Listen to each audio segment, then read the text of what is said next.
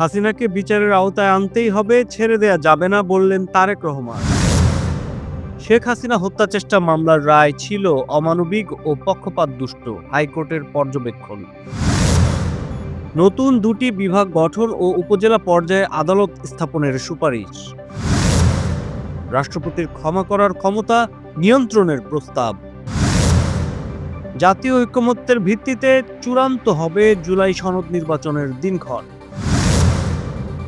রানী সংকৈলে আওয়ামী লীগের লিফলেট বিতরণের অভিযোগে আটক 6। ট্রাম্পের গাজা দখলের পরিকল্পনায় বিশ্বজুড়ে নিন্দার ঝড়। তদন্তের মাঝেই সাবিনাদের পাল্টা বয়কটের ঘোষণা বাটলারের। চ্যাম্পিয়ন্স ট্রফির আম্পায়ারিং প্যানেলে সৈকত, নেই ভারতের কেউ। বানজি জাম্পিং করতে গিয়ে দুর্ঘটনার কবলে নোরা ফাতেহি।